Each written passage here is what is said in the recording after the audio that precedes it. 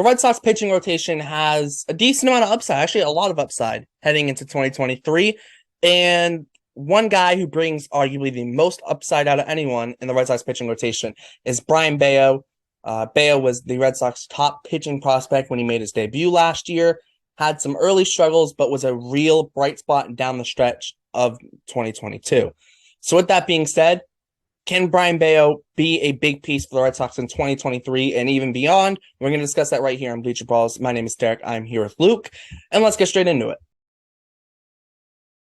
When it comes to Brayan Bello, obviously, I think one thing to note is when he was called up last year, it was definitely a little premature, but he showed real maturity and being able to grow throughout the season, especially in the big leagues, and be able to get better as the season goes on. And you would think it leaves high hopes for what he can potentially do in 2023 and even beyond. Well, he started off this year and he came out doing pretty well. I don't remember him getting shelled at any point. I remember that he would go out, he would have a couple good innings, he would get into a little bit of trouble before he left the game, but I do know that his whatever stat that is, the luck stat for pitchers, not the BABIP for pitchers, the other side of that is he had a lot of soft contact hits, and that got him in trouble, which is over the course of a season, that's going to even out and you're not going to get preyed on by that so much. But he's highly touted. I've only seen what we saw of him last year, but he seems like he's got a really good changeup and that he throws really hard.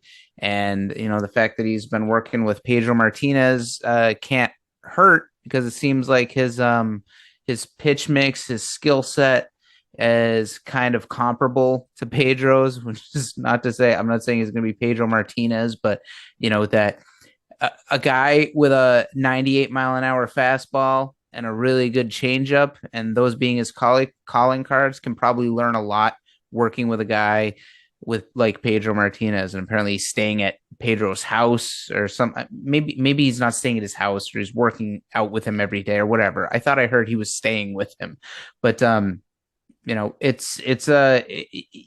he's got way more upside than anybody else in the rotation. And if there's anybody in this rotation, the Red Sox rotation this year, that has the potential to emerge as a dominant kind of pitcher that could be an ace, a near elite ace at some point, then it's definitely Bello. Yeah, 100%. As you brought up BABIP, last year his BABIP against was 404. So the balls hit and play against him. On balls in play, hitters hit 404 batting average on balls in play against him. For reference, league average is normally around 300. So he got killed by balls in play. Not totally his fault. He didn't give up. He only gave him one home run last year in 57 in the third innings. A 4.71 ERA, but you look at the FIP, a 2.94 FIP was very good. Did have a couple walk problems at times. But it seemed at the end of the year started to kind of rein it in for the most part. And it really was kind of maybe just that one bad inning that kind of got to him. In similar fashion, I said this heading into 2022 with Shane McClanahan for the Rays. It's like, if he can avoid that one inning where he runs into some walk trouble and gives up a couple hits and gives up a couple runs, he could be a very good pitcher. And we all saw what happened with McClanahan in 22. And he was probably the favorite to win the Cy Young through the All-Star break up until he started fading off a little bit later in the year. And from what I've been hearing this year, this offseason, is that he's bulked up a lot. I saw at Winter Weekend this complete cluster fudge of Winter Weekend that is now the bane of my existence, because I'm so angry at Red Sox fans now. But one of the good things that came out of that was that Chris Sale said he walked over and like gave him a pat on the leg, and that it was like he was just thick. It felt like a piece of metal or something. Like, he bulked up his legs. He's getting stronger. He's not as skinny as he was before. And that, he seems like he's doing all the things you expect a talented young pitcher to do in order to be a big contributor for the team down the line. Now, just like every other pitcher, he's going to be a victim of it's going to be up to his health and his mental toughness. And those are the two things that, no matter how much you prepare for, no matter how, no matter how much God-given talent you have, that you're always at the mercy of. You can't, if you just don't have the genetics to hold up over a major league season, you're going to fail. And if you're the type of guy that panics under a tough situation, you're going to fail. So those are the things that you can never prepare for, that you just got to hope works out for you. And that's what it seems like. There's a lot of this for the Red Sox rotation and Red Sox lineup. The whole Red Sox team this year is just you're hoping for the best. You're really crossing your fingers and hoping things work out the way you want them to. Yeah, Bello second half of last year, so post All-Star break, he had 11 games. I'm sorry, 11 appearances, 9 of them were starts. He had a 3.83 ERA. If you go to September and October, he had six games, all 6 of them starts. He had a 2.59 ERA, which was a massive, massive jump. Which I think that's huge. And then you also too, you look at just overall, he did, just even by the eye test, not even the numbers, just the eye test, it looked like he got better and better and better, as time went. Like that game against Baltimore was just like striking everyone out on his changeup. And his last inning, he did run into a little bit of walk trouble deeper into the game, like the 5th or 6th inning. And then he got pulled and whatever. But, he feels like a guy that it's like he's like got a good head on his shoulders, it seems, and has all the potential in the world, and he's already showcased some of that. And we're looking at him now, and it's going, okay, like, this might be a piece for the future. The Red Sox haven't really developed pitching. The last 2 guys they really developed that even were anything was Clay Buchholz, but he had injury problems and all that stuff, so he never fully panned out besides, like, the first half of 2013, and then it was John Lester. Like, that's been it for the Red Sox in the last, like, decade plus. And that's where the bar is set for him now too, which is that could end up being the death knell for him. If he doesn't work out, it could be the Clay Buchholz through that. I feel like that no hitter in Clay Buchholz's second ever major league appearance kind of spelled doom for him, because he was good at times during his career, but I think that just set this precedent where this guy, he's the truth. He's the guy now. He's the guy that's going to lead this next generation of Red Sox teams. He's going to be at the top of the rotation for the next 7-8 years.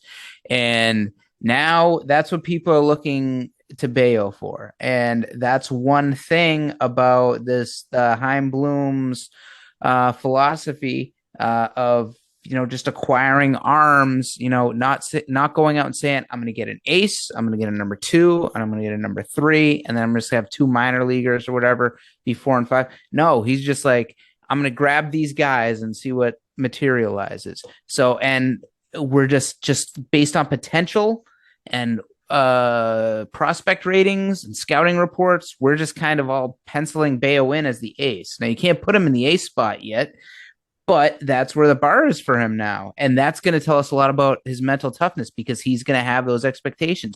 And it's going to start right away this season. If in his first start, he goes 3 innings and gives up 4 runs, people are going to be like, what's this? He was supposed to be better than this. And if that rattles him, and then the next start, he goes 5 innings, but gives up 8 runs because he just gives up a grand slam in the 5th inning or something like that, and then all of a sudden, if he's not a mentally tough guy, it can so easily snowball from there. So the expectations for a young pitcher with potential is just, it can be such a burden at times. So it's almost better if a pitcher comes up not expected to do anything, and then just, it's almost better to under promise and over deliver, because now Bello's got so much promise, and now that's what his standard is here now, as opposed to where, Cutter Crawford's standard is here. So Bello's got a lot to live up to in order just to make Red Sox fans, happy with what he's doing. Yeah. Now, also, too, getting off to a good start next year will be crucial for him, because especially as a pitcher, you start off the season bad and you have a high ERA, it looks bad for a long time, even if you turn it around, because your number's high and you have to just bring it down gradually. Whereas if you start low and you start off the year very, very well, and maybe you fade off a little bit later in the year, like Shane McClanahan did last year, you're still looking at McClanahan like, yeah, he's a top five pitcher in the American League. And you kind of remember, and because you remember looking at it through the whole season, his number was always so low throughout the season, even when it went a little higher at the end of the year, it was still really good. Whereas if you start high and then you have to come down, it's like it starts you off bad. If Bale's first five starts in and he's got a four something ERA, it takes a little bit to bring that down. But I do want to look at his last 10 appearances last year. There are 8 starts in his last 10 appearances. 45 and a third innings, 318 ERA, 269 FIP. Just that's like legit, like, It's incredible for a rookie. It's yeah, incredible exactly. for a rookie, someone in his first turn in the major leagues, his first call up in the major leagues. And he was a premature call up too. He only got called up because they had no other starters left on the Everyone was 40 hurt. man that were healthy. So he had to get called up. He got called up early. But also too, you look at Bayo, he had a 0.4 B WAR, but his F WAR was 1.3. His projections, he has a steamer projections are through a 388 ERA and a 358 FIP, but they only give him 115 innings. I would think it's not going to be just 115. I would think he pitches more than that. Hopefully he does. Why would they project 115 innings? Because last year he didn't start every game he pitches, so in their projections they have him coming out of the bullpen for 8 games for whatever reason. It's whatever. But just you more so look at the ERA numbers and the FIP numbers, like 388 ERA and 358 FIP. Like you're looking at that and like that's a solid middle of the rotation arm. And the guy's first full season, I mean, you can't be mad at that. And if he does better than that and puts up, a board like a number two guy, puts up numbers like a number two guy in the rotation, like that'd be amazing. Now, obviously, let's keep expectations realistic. He's not going to go out and be an ace from day one, but he's definitely shown the potential that we hope that he can grow into that as time comes and be a piece of the Red Sox for a long time. Because they do have a lot of upside in this rotation with Whitlock and Sale if he can stay healthy, and Pivetta if he can be consistent. They do have upside in this rotation if everything goes right. So I think you can't put him in the front end of the rotation to start the year. You got to let him ease into it as much as you can because the expectations are already a lot for him. So I think you got to put him as the 4 or 5 pitcher. So the way I'm expecting the rotation to go is just to start the year. I think Chris Sale is just the ace, just kind of by default because it's like the honorary ace title just because he's barely pitched in 3 years and he was an ace when he was first signed. So the last time he was good. So and you can't really call anybody else that we have the ace. So Chris Sale is the first guy in pitching opening day, and then after that, I think you actually got to go Corey Kluber, and so which is kind of spooky. But I mean, he's the most experienced guy. He's got a couple Cy Youngs, and then from there you go Pivetta, and then Whitlock, and then Bayo, and They're doing a 5 man rotation. they are doing a 5 man. Did I say 5 guys already? Yeah, that's 5. Okay, so then he'd be the fifth guy. Yeah, Sale, Kluber, Pivetta, Whitlock, Bayo. But also too, you look at that rotation, you could easily go by the end of the year. It could be Sale, Bayo, Whitlock, Kluber, and Pivetta. It could also I be think that. at the end of the year, you look at the who were the best pitchers. I think at the end of the year, you rank the starting pitchers 1 to 5. Who knows how many of them are even going to finish the year? But I think it's going to end up looking like Bayo. Bayo was the best one, then Pivetta was the second best one, and then Sale was the third best one, and then Whitlock, and then Kluber. I actually think that's how it's going to end up shaking out. Yeah, but I think that's the whole thing. There's upside here, and Bayo's that big guy, definitely has big upside. There are some upside guys in AAA. If Matta can, be a rotation guy, maybe ends up in the pen. That's to be seen. You get Walter and Murphy in AAA too. There is a lot of upside. How many of those guys in AAA, like I said, will play in the big leagues next year? Obviously, that's a question. Could any of them be traded? You never know. But there is upside in this rotation, and the hope is that it works out. But any final thoughts before we wrap this thing up on Bayo, the rotation in general? Anything else? That that I think Garrett Whitlock is the biggest potentially. how do I want to say this? I think Garrett Whitlock has the potential to be the biggest changer of things, the biggest game changer in the bullpen. Because first of all, he has to prove that he can stay healthy and be a starting pitcher over a full season. And there's lots of potential snags between his health and his lack of innings over a season and being built up as a starter after being a reliever for so long. I do still wish he was a bullpen, but you look at his stuff and what he's capable of. If he can be a decent starting pitcher, then I think that changes everything for this team. And I'm not saying if he turns into Kurt Schilling. I'm just saying if he becomes a John Lackey, A three guy in a rotation, literally. yeah, someone like that, then all of a sudden that's a fulcrum that the rest of the rotation can kind of balance itself around. So if he can stay healthy and pitch to his potential, then I think Brayan Bello has the most potential on the staff. I think Garrett Whitlock, just being a good starting pitcher, has the potential to really balance out the rotation and help make the rotation into something, a strength of this team. I think he has the most potential in that respect than anybody else. Yeah, definitely. That's why they signed him to that extension. They're banking on him being able to start. And two, you look at it, a number 3 starter in terms of a dollar value of what they would get on an open market is worth more than what a high leverage reliever that isn't a closer would get. It's just what it is. That's just what it is. That isn't a closer. I still think of him as a closer, and I think he could be a great closer. I think they see him more as like a stopper in that pen, like big leverage, high leverage situation.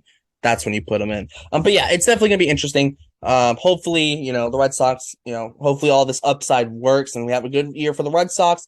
And hopefully Bello can just do what he did late in last season and just have a stellar year.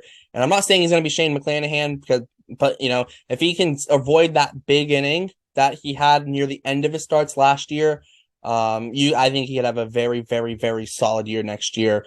And it's going to be a fun ride, hopefully. But I think that's the right place to wrap it up.